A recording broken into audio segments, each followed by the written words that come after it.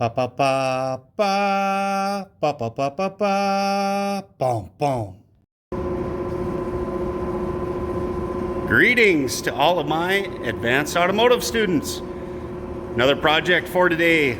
In the shop we have a 2001 Pontiac Grand Am GT with a 3.4 liter V6 engine.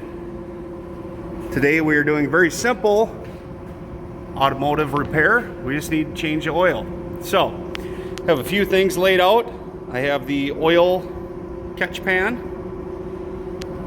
I have my 5 quarts of oil, which I only need 4.5 quarts of. The proper size filter. A 15 millimeter wrench, and this one just happens to be a ratchet wrench, but you can use a regular one. And then a cap style wrench for the oil filter.